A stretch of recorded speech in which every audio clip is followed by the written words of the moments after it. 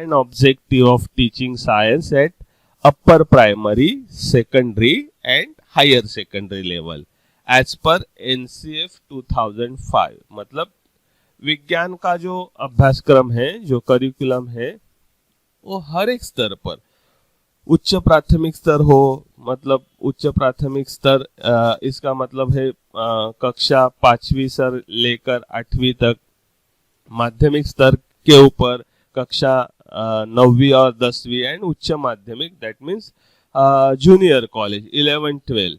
इसके ऊपर साइंस के जो अलग अलग टॉपिक हम बुक में देखते हैं, टेक्स्ट बुक में देखते हैं, कक्षा 6ठी से लेकर समझो 12वीं तक, तो ये अलग अलग टॉपिक क्यों इस टेक्स्ट बुक्स में इंक्लूड किए हैं, उसके पीछे के उद्देश्य क्या है, उसके पीछे के ध्येय क्या है, एम्स क्या है, ये जो ध्येय, ये जो उद्देश्य नेशनल करिकुलम फ्रेमवर्क, जिसको हम राष्ट्रीय अभ्यासक्रम आराखडा असं आपण मराठीत म्हणतो, नेशनल करिकुलम फ्रेमवर्क 2005, इन्होंने कौन से उद्देश्यों के ऊपर यहाँ पे फोकस किया है, ज्यादा अपना ध्यान केंद्रित करने की कोशिश की है, वो कुछ उद्देश्य यहाँ पे हम हर एक स्तर के देखेंगे।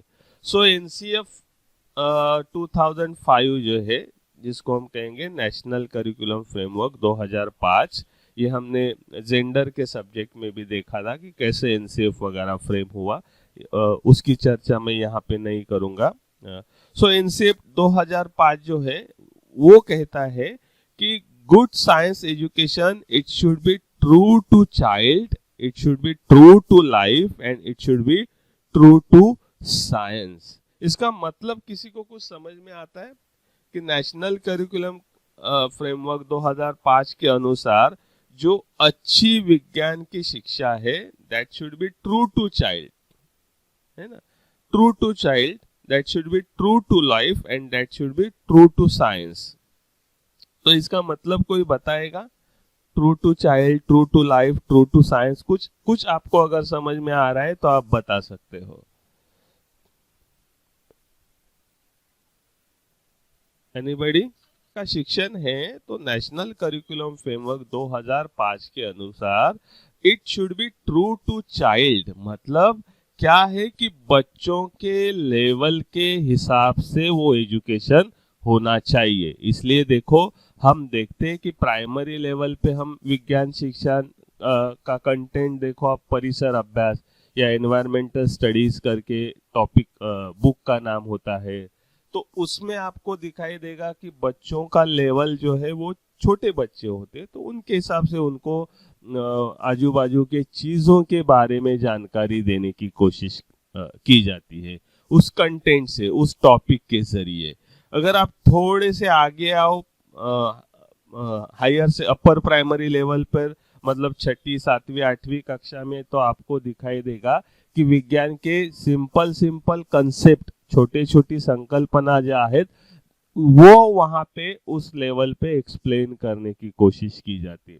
आप और सेकंडरी लेवल पे, मतलब माध्यमिक शाळा आपण ज्याला म्हणतो, तो इस सेकंडरी लेवल पे आप आ जाओ तो आपको दिखाई देगा कि विज्ञान और थोड़ा विस्तार से सिखाने की, उसमें के फॉर्मूले, उसमें के और विस्तार से सिखाने की कोशिश की जाती है। आप जूनियर कॉलेज पे जाओ तो आपको दिखाई देगा कि वो बहुत ही डिटेल में सिखाते हैं, फिर वहाँ पे केमिस्ट्री अलग हो जाता है, बायोलॉजी अलग हो जाता है, फिजिक्स अलग हो जाता है। So they are going in detail at the higher secondary level and then higher education. आप कॉलेज पे जाओगे तो आपको पता है वहाँ पे और भी डिटेलिंग में पढ़ाया जाता है।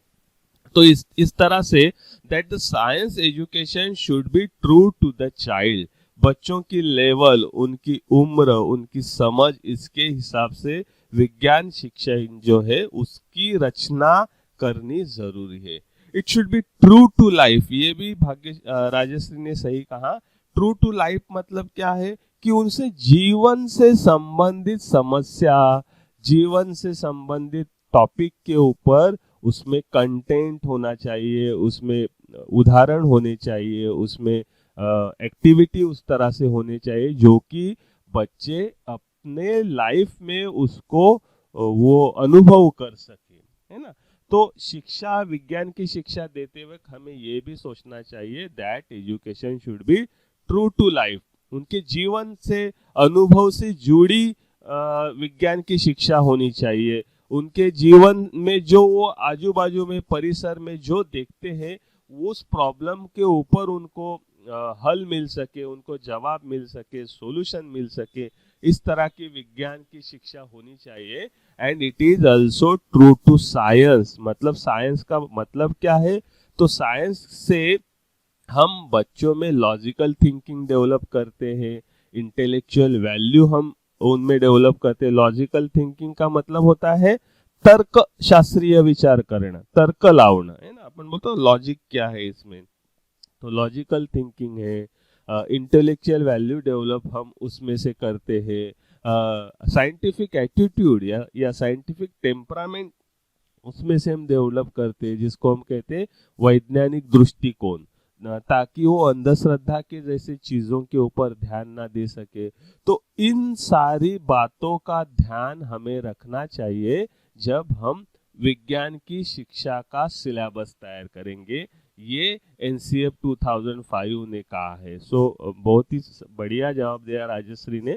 तो इसी तरह से it is expected that as per the national curriculum framework 2005 good science education, एक अच्छी विज्ञान की शिक्षा किसे माना जाएगा, या अच्छी विज्ञान की बुक किसे माना जाएगा कि जिस बुक में इस तरह का सिलेबस है, इस तरह के टॉपिक है, वो ट्रू टू द चाइल्ड, मतलब बच्चों के लेवल के हिसाब से है, ट्रू टू द लाइफ, जीवन से संबंधित है, बच्चों से संबंधित है ना। इधर ट्रू टू द लाइफ मतलब, ट्रू का मतलब हमें पता है सत्य, तो यहाँ पे शब्दशः इसका ट्रांसलेशन ना करते हुए हम इसको कहेंगे बच्चों से संबंधित होना चाहिए, जीवन से संबंधित होना चाहिए, और विज्ञान के मूल्यों से संबंधित।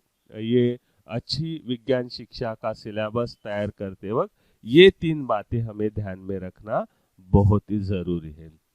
Then according to NCF 2005, good science education is true to life. It means science should be prepare the child to the world of work. मतलब वो बच्चों को काम करने, उस विज्ञान की शिक्षा उसको हम देंगे तो उसका वो अपने जीवन में उपयोग कर सके, इसलिए उसको तैयार करना, ये इसका मतलब है। ये एक सेंटेंस में यहाँ पे दिया गया है। तो फिर ये सब बातें हम हमारा ध्यान में हम जब रखेंगे कि नेशनल करिकुलम फ्रेमवर्क 2005 के अनुसार एक अच्छी विज्ञान की शिक्षा should be true to the child, true to the life and true to the science होनी चाहिए। तो फिर उसके उद्देश्य कैसे रहेंगे, तो उन उद्देश्यों के बारे में हम यहाँ पे देखेंगे। अभी ये उद्देश्य है, ये आपको थोड़े से याद करने पड़ेंगे एग्जाम में जब आप लिखोगे तो। So objectives are primary level, upper primary level, उच्च प्राथमिक स्तर पर इसके उद्देश्य क्या है। The child should be engaged in learning the principle of science through familiar experiences, working with hands to design simple technological units and modules। मतलब बच्चों को जब आप विज्ञान की कोई संकल्पना जब सिखाओगे, जब पढ़ाओगे, तो उसको जो उसने जीवन में जो अनुभव लिए हैं, उस अनुभव से संबंधित आपको एक्टिविटी का प्लान करना पड़ेगा, उदाहरण देने पड़ेंगे, है ना। फैमिलियर विथ एक्सपीरियंसेस, उसको जो फैमिलियर मतलब उसको जो अनुभव है, उसको जो पता है, उस तरह के अनुभव से संबंधित आपको क्या करने पड़ेंगे, एक्टिविटी लेने पड़ेंगे, उदाहरण देने पड़ेंगे।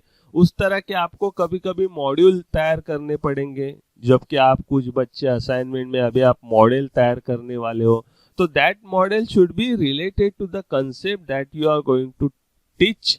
आप जो सिखाने जाओगे कोई भी विज्ञान की संकल्पना, उससे संबंधित वो मॉडल हो, ताकि उनको समझने में आसानी हो सके। वर्किंग मॉडल मतलब हम अगर पवन चक्की सिखा रहे हैं, तो हम उनको पवन चक्की का मॉडल करके दिखाएंगे कि कैसे हवा की वजह से पवन चक्की घूमती है, फिर उससे लाइट कैसे तैयार होती है, इसका मॉडल आप बनाओगे तो वो टॉपिक उसको सीखने में मजा आएगी, उसको उसका अनुभव होगा। या प्रिज्म आप सिखाओगे कि कैसे लाइट अगर एक मीडियम से दूसरे मीडियम में जाती है, मतलब हवा से कांच में या हवा से पानी में जाती है, तो लाइट रेज अपना मार्ग जो है वो कैसे बदलते हैं, ये आप प्रिज्म तैयार करके उनको सिखाओगे। तो इस तरह से बच्चों को जब हम विज्ञान के अनेक संकल्पनाएं सिखाएंगे, तत्व सिखाएंगे या कोई लॉ सिखाएंगे, नियम सिखाएंगे, तो वो सिखाते वक्त हमें ये ध्यान में रखना है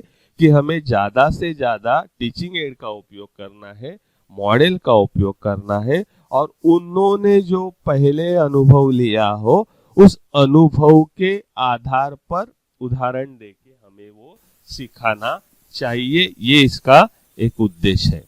ओके, फर्स्ट उद्देश्य क्लियर है? किसी को इसमें कुछ doubt? Objective number 1 eight upper primary level. Okay, ठीक है। हम हाँ, अगर है तो आप मुझे बीच में, हाँ अगर है तो आप बीच में मुझे पूछ सकते हैं, नहीं तो मैं आगे जाऊंगा। Then the second objective at upper primary level, उच्च प्राथमिक स्तर पर। So the national curriculum framework NCEP 2005 recommended that teaching of science at upper primary stage should be emphasizes on maximum on relating classroom learning to life outside the school।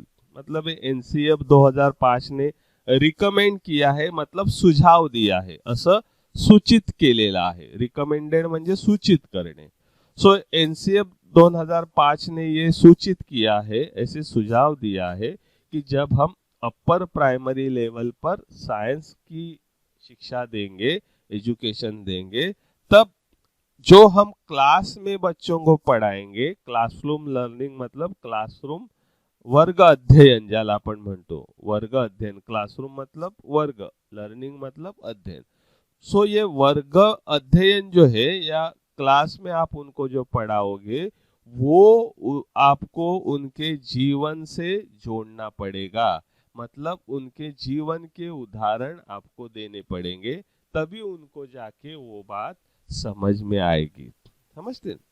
जैसे आप कोई chemistry का topic पढ़ा रहे तो आप उनको समझो इंडिकेटर पढ़ा रहे या किसी बीमारी के बारे में पढ़ा रहे या आप उनको और जो भी चीज पढ़ा रहे, तो उससे रिलेटेड उनको अनुभव कहाँ कहाँ आती है जीवन में, किस तरह के एग्जाम्पल उस तरह के हम दे सकते हैं, वो एग्जाम्पल वहां पे देना जरूरी है। जैसे मैं विटामिन टॉपिक पढ़ा रहा हूँ तो हम किचन में हम खाने में क्या क्या खाते हैं, तो बच्चे आपको बताएंगे वो खाने में क्या क्या खाते, फिर उसमें कौन सा विटामिन होता है। इस तरह से मतलब उनको जो जीवन में वो रोज देखते हैं, अनुभव लेते हैं, उस अनुभव को और अपने क्लास में जो पढ़ा रहा है उन दोनों में आपको जोड़ना आपको चाहिए। उसको जब आप जोड़ोगे तभी उनको वो समझने में आसानी होगी।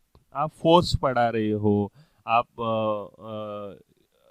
एक्सेलरेशन मतलब वेग आपण ज्याला म्हणतो, आप एक्सेलरेशन के बारे में पढ़ा रहे हो, आप फोर्स के बारे में पढ़ा रहे हो, आप प्रेशर के बारे में पढ़ा रहे हो, जो भी साइंस की कंसेप्ट आप पढ़ा रहे हो, तो उनको आप फोर्स के इस तरह के उदाहरण दो जो वो रोज अपनी जिंदगी में देखते हैं। फिर अगर उनको घर में कोई बड़ी सी चीज उठानी है तो क्या करना पड़ता है, तो बोलेंगे कि उसको कैसे बल लगाना पड़ता है, फोर्स लगाना पड़ता है ना।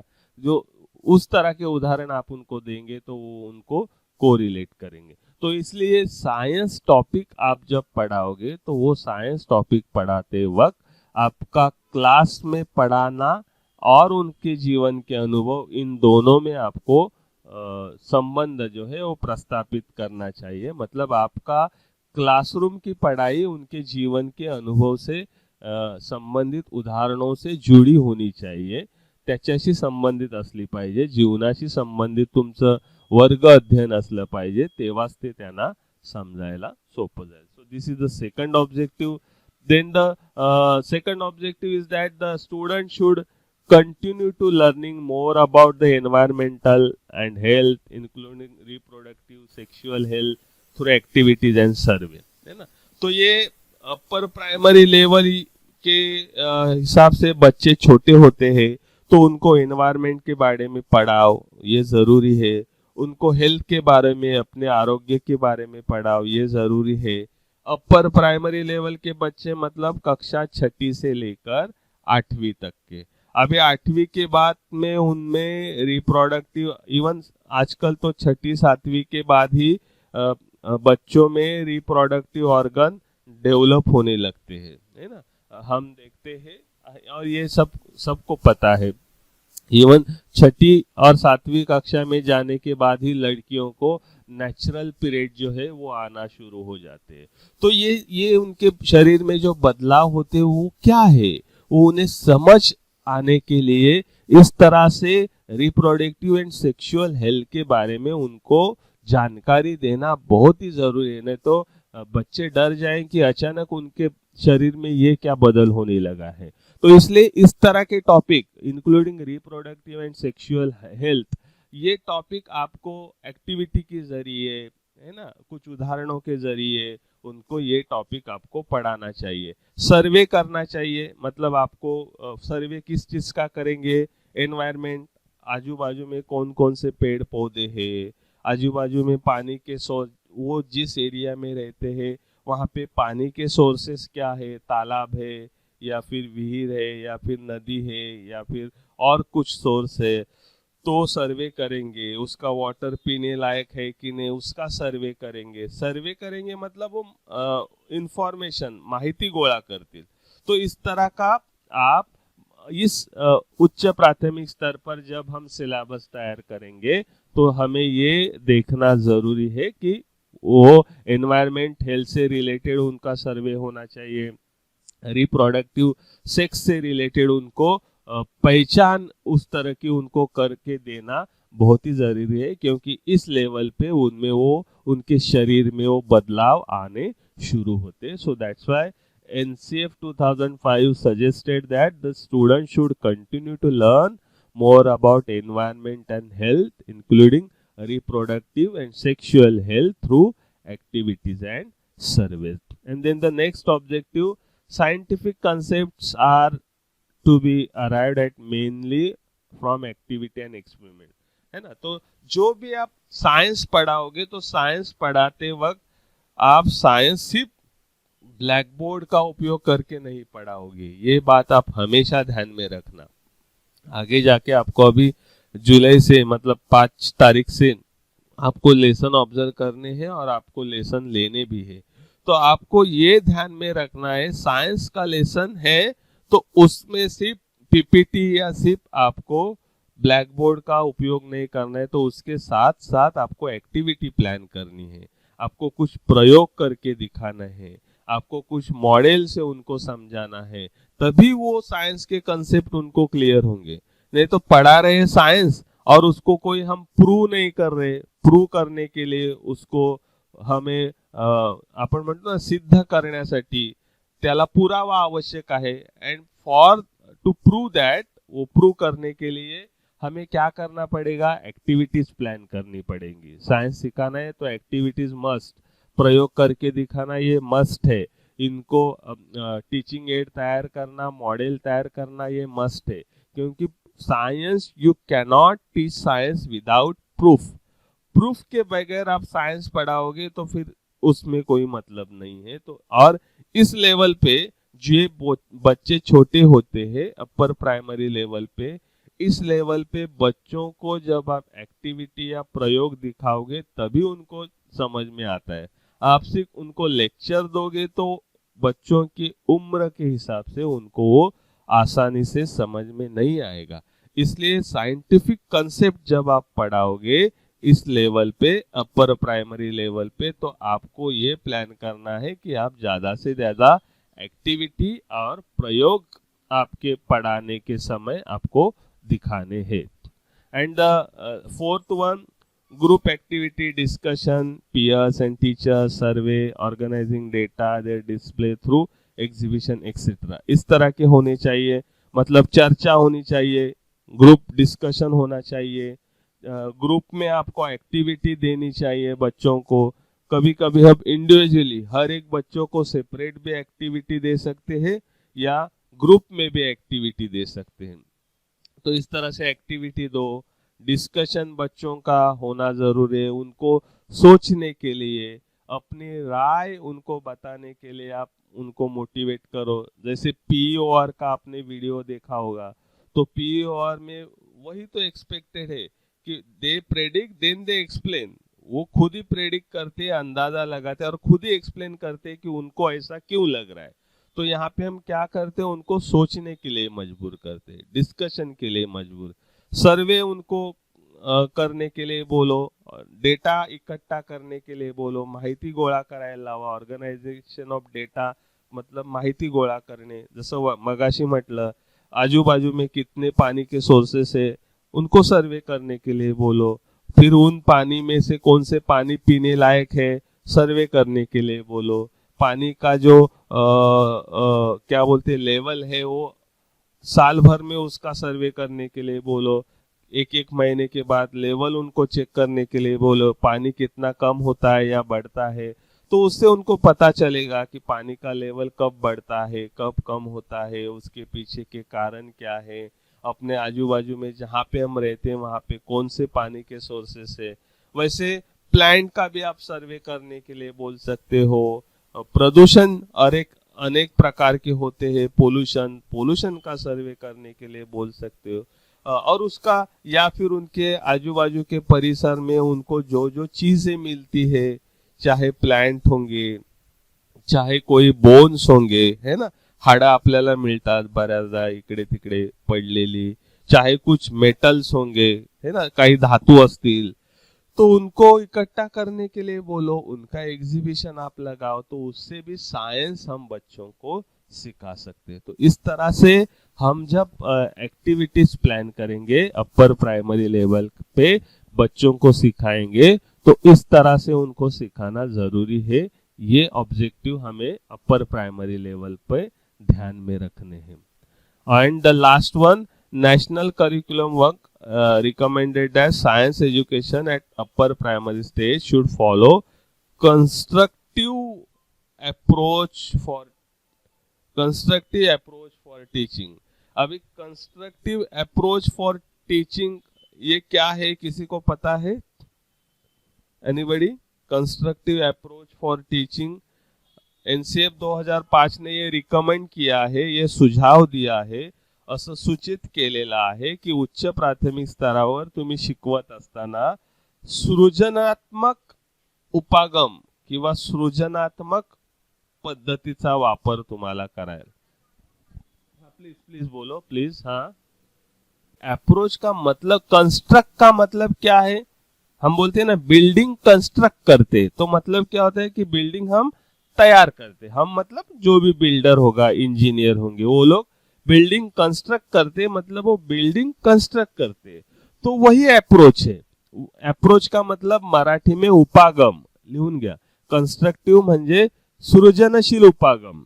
सो सृजनशील, इसका मतलब क्या है कि बच्चे जो है आप इस तरह से पढ़ाओ, आप उनको स्पून फीडिंग मत करो, है ना, कि ये लो, ये इस तरह से ये डेफिनेशन है लिख लो, ये नियम है ये लिख लो, ये बुक में दिया है इसको कॉपी करो, ये स्पून फीडिंग हो गया।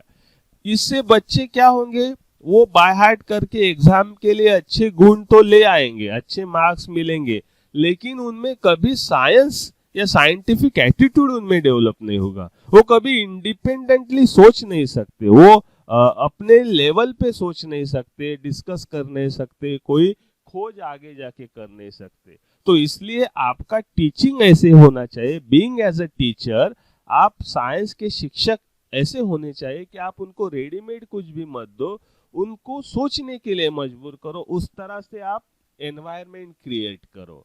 कंस्ट्रक्टिव अप्रोच मतलब बच्चे खुद सीखेंगे, निरीक्षण करके, प्रयोग करके। आप उनको उस तरह से सिर्फ वातावरण निर्मिती आपण तशी करायची, आप ऐसा एनवायरनमेंट उनको क्रिएट करो कि बच्चे खुद हैंडल करेंगे चीजों को। कभी कभी हम डरते हैं, नहीं वो टूट जाएगा, फूट जाएगा, खराब हो जाएगा, ऐसे करेंगे तो उनमें कभी कंस्ट्रक्टिव अप्रोच डेवलप नहीं होगा। बच्चों को खेलने दो, भले वो चीजें, हाँ कुछ कुछ केमिकल सेहत के लिए हैजार्डस होते, धोखा उससे होता है, तो ऐसे चीजें आप अपने अंडर ऑब्जर्वेशन उनको दे सकते या उनको आप करके दिखा सकते। लेकिन जिन चीजों से उनको कोई धोखा नहीं है, मतलब अनेक प्रकार के प्लांट्स हैं, अनेक प्रकार के रूट्स है या लीव्स है, समझो मुझे उनको लीव्स के टाइप सिखाने हैं, तो मैं उनको रेडीमेड लीव्स क्लास में उनके डायग्राम दिखाऊंगा, टाइप सिखाऊंगा, तो उसमें कोई मतलब ज्यादा उनमें नॉलेज डेवलप करने की प्रक्रिया शुरू नहीं होगी। तो मैं क्या करूंगा, being as a constructive approach अगर मुझ में है, तो मैं क्या करूंगा, उनको बोलूंगा कि कल हम अनेक प्रकार के लीव्स के बारे में पढ़ेंगे, तो आप क्या करो, हर एक कोई आपके आजू बाजू में जो भी लीव्स है वो तीन तीन आप लीव्स जमा करके स्कूल में आ जाओ, है ना। तीन तीन पानं ते प्रत्येक जण कोणत्याही झाडाची किसी भी पेड़ के वो तीन पान लीव्स जो है, मतलब उसको हिंदी में क्या बोलते हैं, पान को, लीव्स को क्या बोलते हैं हिंदी में, पत्ते। तो तीन प्रकार के पत्ते वो लेके आएंगे, हाँ, या पत्ते, वो पत्ते तो हमें क्या होगा, हर एक बच्चा तीन तीन पत्ते लाएगा, तो स्कूल में बहुत सारे पत्ते इकट्ठा हो जाएंगे।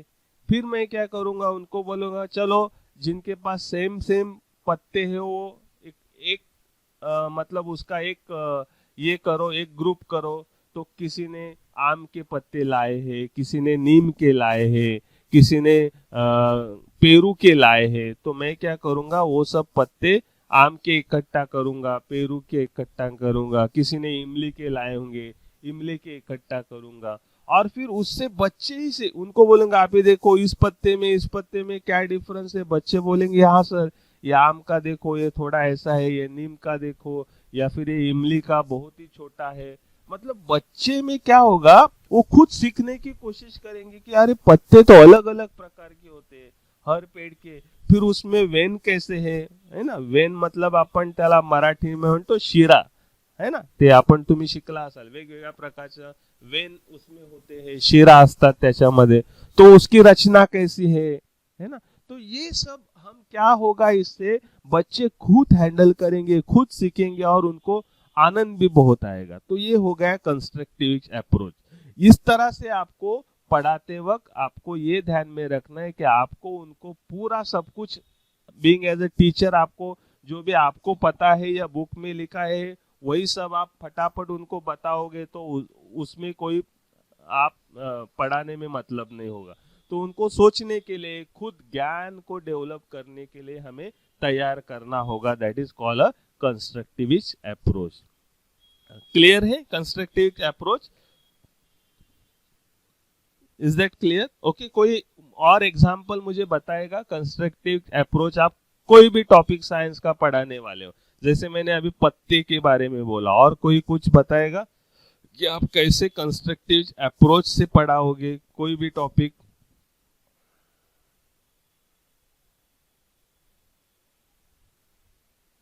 अपर प्राइमरी स्टेज पर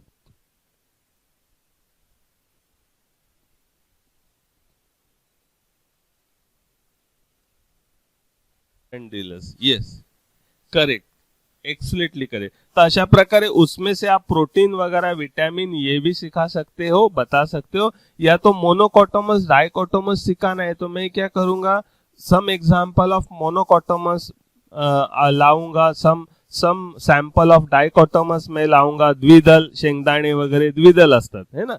तो फिर मैं उनको बोलूंगा कि देखो इसमें और इसमें क्या फर्क है, तो वो देखेंगे इसके तो दो पार्ट होते, ये तो सिंगल ही है। फिर जिसके दो पार्ट होते हैं दैट इज कॉल्ड डायकॉटोमस, और जो सिंगल आहे दॅट इज कॉल्ड मोनोकॉटोमस। आपण त्याला द्विदल आणि एकदल असं म्हणतो। तशा प्रकारे मी ह्या कंस्ट्रक्टिव्ह अप्रोच जो आहे तो वापरून मुलांना शिकण्यासाठी प्रेरित करीन। सो दॅट मेथड और that approach was expected from the NCF. Yes yes, कोणीतरी काय बोलत होतं?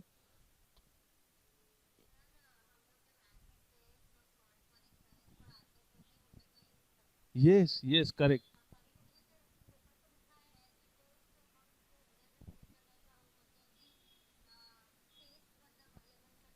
Yes, correct, yes, yes,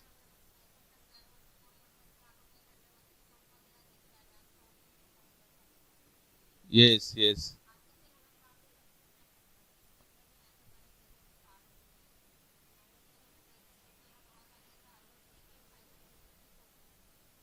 correct correct, absolutely correct, एकदम एकदम बराबर है। मुझे एसिड बेस सिखाना हो तो एसिड की टेस्ट कैसे होती है हमें पता है, वो थोड़ी सा उसको हम कहेंगे मराठी मध्ये आपण बोलतो ना आंबट होता है, थोड़े खट्टे होते हैं।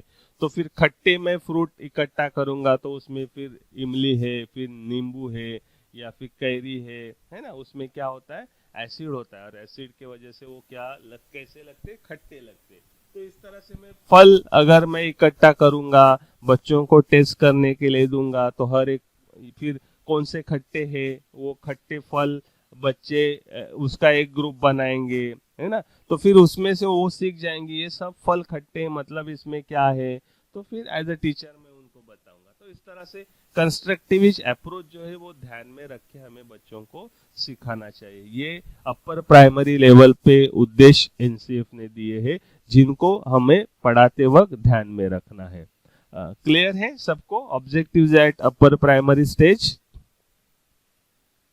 Okay, then yes, okay, thank you. Then we will then the last one और एक है, to promote rational thinking is the major objective of teaching science at upper primary stage. मतलब उच्च प्राथमिक स्तरावर रैशनल थिंकिंग मतलब चिकित्सक विचार, है ना, क्रिटिकल थिंकिंग, या फिर हम उसको कहेंगे कार्य कारण भाव पर आधारित विचार। रैशनैलिटी होनी चाहिए, उसमें कोई संबंध होना चाहिए। ओके, सो रैशनल थिंकिंग कैसे हम प्रमोट कर सके, मतलब ताकि बच्चे किसी भी चीज के ऊपर अंधविश्वास ना कर सके, वो खुद सोच सके।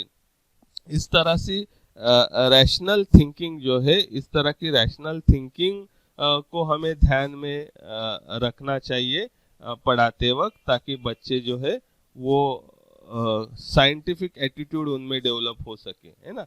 सो तर्कसंगत जिसको हम बोलते हैं, तर्कसंगत विचार जो है, लॉजिकल या रैशनल, इस तरह की थिंकिंग बच्चों में डेवलप होनी चाहिए। और ये थिंकिंग कब डेवलप होगी, जब वो आप उनको सोचने के लिए टाइम दोगे, सोचने के लिए आप एक्टिविटी प्लान करोगे। अगर आप टीचर उनको सब पढ़ाओगे, सब लिख के दोगे, तो वो सोचेंगे ही नहीं। आप एक्टिविटी प्लान नहीं करोगे, आप एक्सपेरिमेंट प्लान नहीं करोगे, आप कंस्ट्रक्टिविस्ट अप्रोच प्लान नहीं करोगे पढ़ाते समय, तो उनमें रैशनल या लॉजिकल थिंकिंग डेव्हलप होगी ही नाही। तर्कसंगत विचार, रॅशनल थिंकिंग म्हणजे तर्कसंगत विचार। तर हे तर्कसंगत विचार कधी तयार होतील, जेव्हा तुम्ही त्यांना विचार करण्यासाठी प्रवृत्त कराल, तसं वातावरण तयार कराल। अदरवाइज साइंस से पढ़े हैं, बीएससी एमएससी किया है, लेकिन फिर आप अंधविश्वास जैसी चीजों में विश्वास रखते हो, तो फिर आपका साइंस का एजुकेशन अच्छी तरह से हुआ नहीं है, इसका सीधा मतलब है। तो बच्चों को इस लेवल से, प्राइमरी अपर प्राइमरी स्टेज की लेवल से रैशनल थिंकिंग उनमें कैसे डेवलप हो सके, है ना, उनको सोचने के लिए इस तरह के उदाहरण आप दो, है ना। जो भी समाज में अंधश्रद्धा, जैसे लोग बोलते हैं कि घर लेते वक्त ईस्ट वेस्ट या कुछ वो देखते हैं किस दिशा में दरवाजा है, तो फिर अगर ऐसा है तो फिर सभी का जिनका दरवाजा ईस्ट में, उन सबके घर में हमें मतलब प्रोग्रेस दिखाई देनी चाहिए, भरभराट ज्याला आपण म्हणतो, आर्थिक एंड मानसिक शांति। लेकिन आप सर्वे करो, जिन्होंने वास्तु शांति से घर लिया है, क्या सबके घर में बहुत ही अच्छी प्रोग्रेस है, इकोनॉमिकली आर्थिक सगळ्यांची प्रगति झाली? तो ऐसा नहीं होता। तो ये सब बातें बच्चों को हमें सिखानी चाहिए कि इसमें कोई वास्तुशास्त्र, ज्योतिष शास्त्र, इसमें कोई मतलब नहीं है। ये रैशनल थिंकिंग करने के लिए आप उनको मजबूर करना चाहिए, इस तरह से उदाहरण देनी चाहिए। तो ये सब ऑब्जेक्टिव हमें अपर प्राइमरी स्टेज पर ध्यान में रखनी चाहिए जब हम बच्चों को पढ़ाएंगे। Is that clear?